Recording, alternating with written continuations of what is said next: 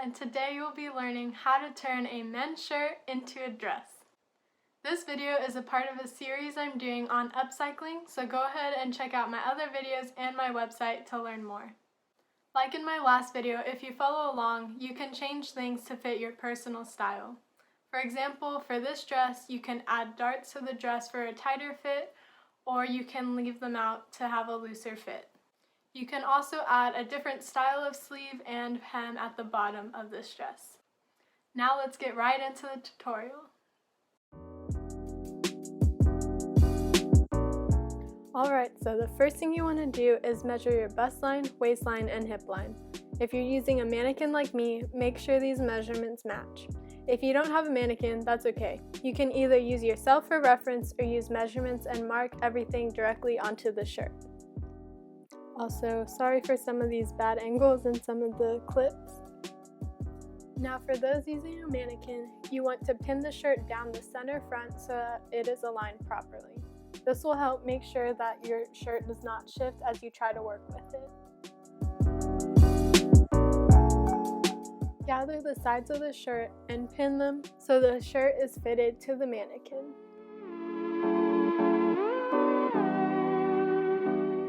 Now this next step is optional, but here is where you can add darts for a more fitted dress. To make a dart, gather the loose fabric in the front. Pin this so that it is tight and fitted.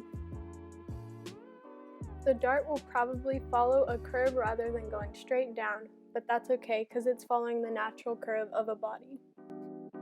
If you're using a men's shirt, you'll probably have to remove the pocket to make the second dart. This may take a while, but it'll make this shirt look so much better in the end. As you make the second dart, make sure to measure so that they are equally spaced apart. Then go ahead and finish pinning this dart down. Also, be sure that the darts are the same length. Now flip the mannequin around and do the same thing for the back. These darts may be smaller or bigger, but make sure the two back darts are equal. Now we need to finish pinning the rest of the skirt. Use a measuring tape and pin it to the dress so it falls naturally. That way you can follow a straight line down. Now go ahead and cut the extra fabric off of both sides, including the sleeves. The shirt will start to look like your dress. Unfortunately, we had some issues with mine shifting, so my mentor had to help me fix it. That way everything would be aligned properly. So here's some footage of us trying to figure out what was going on with it. Once the shirt was realigned to how it's supposed to be, I had to go back and fix the darts a little bit, but this wasn't too bad. Now you want to add more pins to all the darts, that way you can see them take shape. And then you also want to go in with a fabric marker or whatever you like to use to mark all of the lines that you created on the darts and on the side seams. Once everything's pinned down, go ahead and use the marker or whatever to mark everything. Be sure to make plenty of marks because you'll end up having to take the pins out and you want to be able to see all the lines that you created.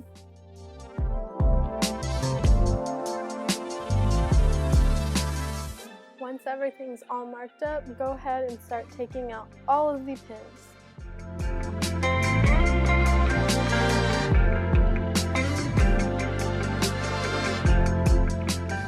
If you take a look at the markings, you'll notice that they aren't exactly perfect. So what you'll need to do is find the center of the darts and average the widths of the two front and the two in the back. I took a break from this project and I come back to find all of the markings gone, so I decided I'd start working on it again by sewing the sides together so then I could find where the darts are supposed to fit. To do this, you just want to pin the sides down, and because I had cut pretty crooked, I had to average where I should sew on each side. I drew a line, that way I have a path to sew that would be the same for both side seams. Now here's me trying the dress on to make sure it fits, and I realized that it was a little too tight for me to add darts. so I decided not to include them. The next step is to add the sleeves. Find a shirt that has a sleeve you like and trace it out onto the fabric. Leave space for seam allowance. Then go ahead and cut this out. Now use this to cut out a second sleeve of the exact same size.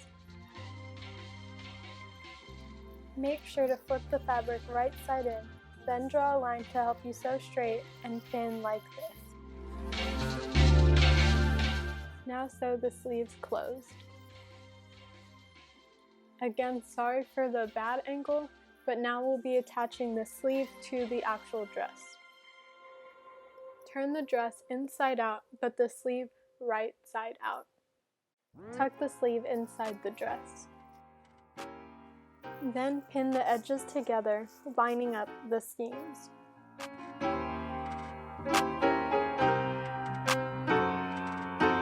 Before sewing, check that the sleeve will come out right, because this part can be kind of confusing. This will ensure that you do not have to use your seam ripper. Once you're sure, go ahead and sew the sleeves onto the dress. Now we'll work on the hem. You can leave this alone if you don't want to shorten the dress, but I'll be using some of this fabric to create a ruffle on the end. When I was cutting this, I realized that when I sewed the side seams, the front was a little off and puckering on the sides. So I had to go back and seam rip part of the skirt so that I could fix this. It was an easy fix but annoying, so measure like this before sewing the first time to save yourself some energy. The next thing that you want to work on is creating ruffles for the sleeves. Do this by cutting out 2 equal bands.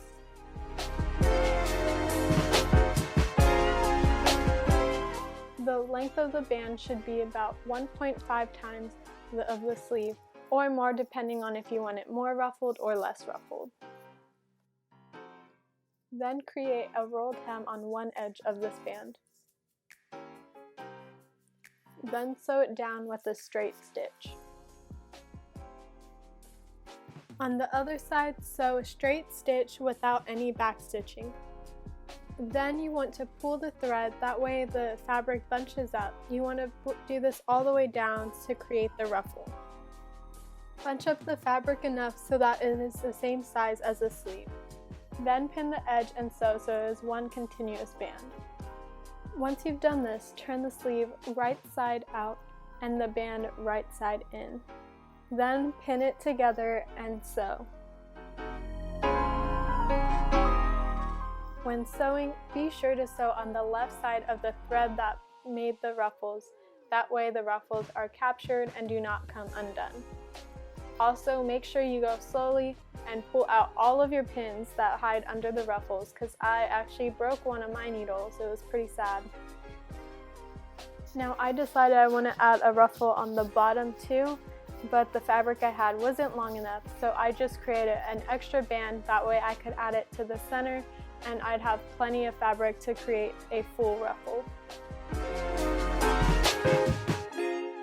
Now I didn't want to hem an entirely new band, so I decided to just hem the little piece that I cut to match up with the hem that was already done at the edge of the shirt.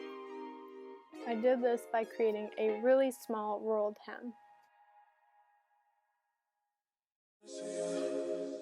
Once I was done sewing, I pinned it to the rest of the fabric, matching up the hems, not the top.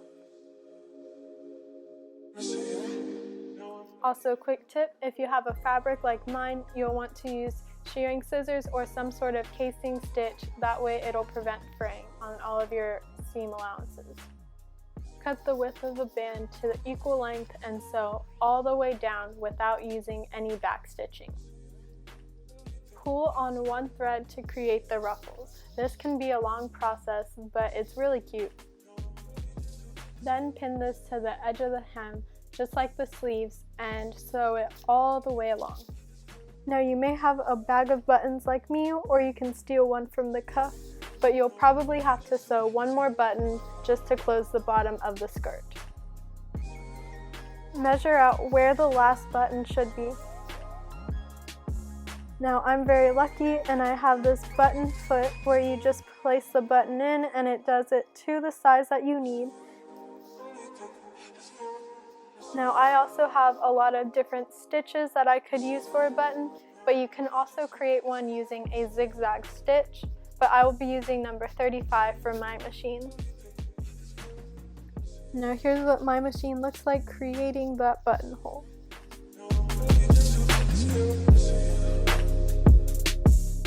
Now to actually cut the hole, it's really helpful to stick a pin on the edge, that way you don't cut too far with your seam ripper. Now as you see, it's the size of the button, and the last step you have to do is actually sew the button onto the dress. Don't mind me, I don't really know how to hand sew. Once you're done with that, your dress will finally be complete.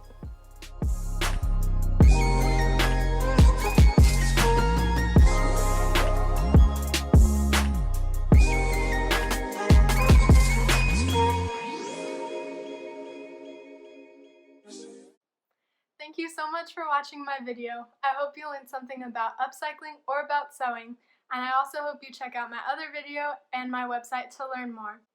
Also, be sure to follow my other social medias, that way you can see everything I've created. Thank you!